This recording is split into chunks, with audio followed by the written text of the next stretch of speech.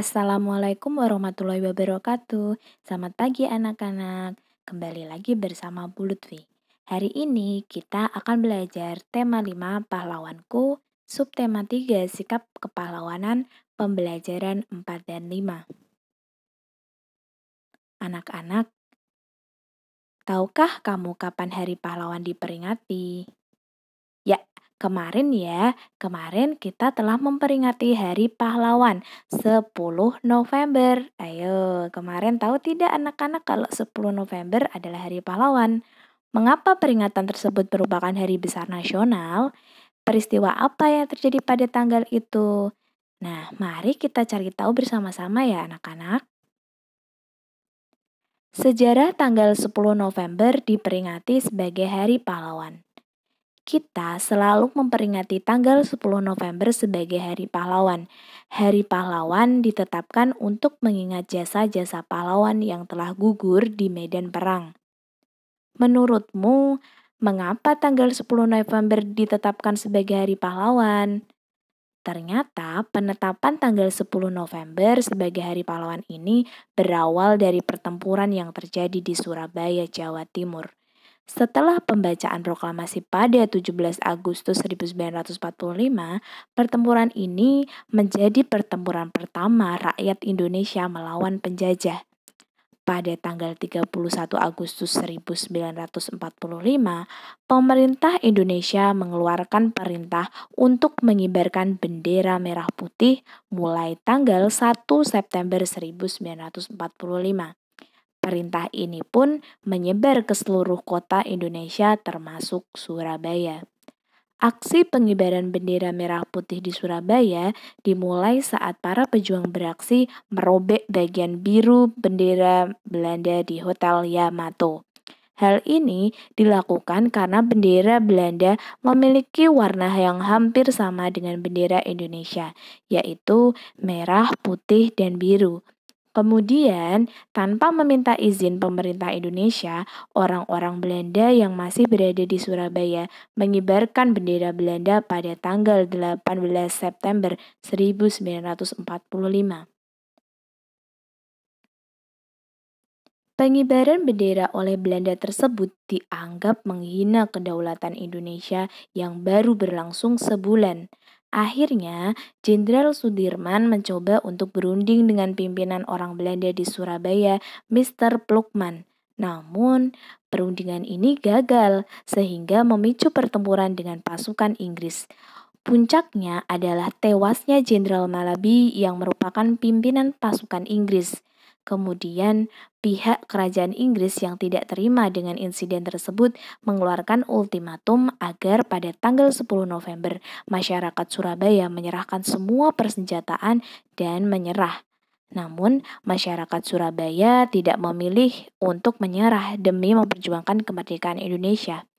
Pidato dari Bung Tomo membuat semangat para pemuda yang berjuang makin membesar. Meskipun dengan strategi perang yang kurang matang, para pemuda tidak gentar melawan pasukan Inggris. Dalam pertempuran itu, sekitar 6.000 hingga 16.000 pejuang dari Indonesia gugur. Banyak warga yang mengungsi meninggalkan Surabaya. Oleh karena itulah sampai sekarang Surabaya disebut sebagai Kota Pahlawan. Lalu didirikan Tugu Pahlawan untuk mengenang para pejuang yang gugur. Hal inilah yang membuat tanggal 10 November diperingati sebagai Hari Pahlawan. Nah, anak-anak, menarik bukan ceritanya? Berarti kenapa disebut Kota Pahlawan? Karena sekitar 6.000 hingga 16.000 pejuang dari Indonesia gugur di Surabaya. Begitu tragis tapi sangat nasionalis ya anak-anak, berjuang demi negara Indonesia. Patut dicontoh ya, kamu sebagai pelajar bisa belajar lebih giat lagi untuk memajukan bangsa ini.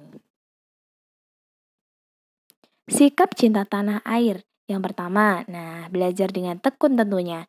Bangga menggunakan produk dalam negeri, menggunakan bahasa Indonesia dengan baik dan benar, mempelajari sejarah perjuangan para pahlawan. Nah, ini sikap cinta tanah air anak-anak, diingat-ingat ya. Sultan Iskandar Muda adalah salah satu pahlawan nasional yang mencurahkan hidupnya demi kemerdekaan rakyatnya. Anak-anak masih ingat ya, Sultan Iskandar itu dari Aceh ya. Kesultanan Aceh mencapai puncak kejayaan di bawah pimpinan Sultan Iskandar Muda. Beliau memerintah pada tahun 1607 sampai 1636. Nama aslinya yang sebenarnya adalah Pangeran Perkasa Alam. Saat diangkat menjadi raja yang ke-14, ia mendapat gelar Sultan Iskandar Muda Johan Pahlawan Mewkuta Alam. Panjang sekali ya.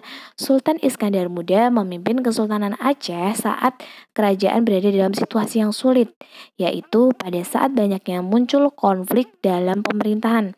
Namun, dalam waktu yang cukup singkat, beliau berhasil mengendalikan keadaan dan mengembalikan Kesultanan Aceh pada kondisi yang baik.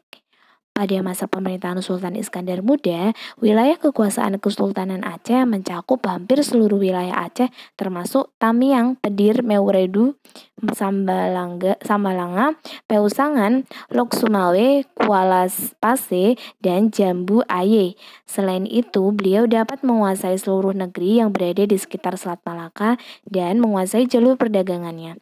Berkat pencapaian itu, perekonomian Kesultanan Aceh berkembang pesat.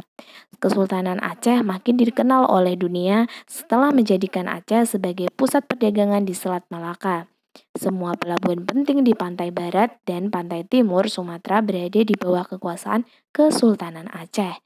Wah, sangat keren Sultan Iskandar Muda ya. Beliau berhasil mengembalikan keadaan dan membuat maju kerajaan Kesultanan Aceh. Nah, anak-anak, setelah kalian mempelajari perjuangan bangsa Indonesia, kalian pasti tahu ya lagu Hari Merdeka. Ya, kalian pasti tahu ya liriknya dari awal 17 Agustus sampai ke akhir ya. Pokoknya dipelajari dan kalian bisa melihat dan mendengarkan lagunya di YouTube Hari Merdeka ciptaan H. Mutahar tentunya. Nah, hanya sekian ya materinya.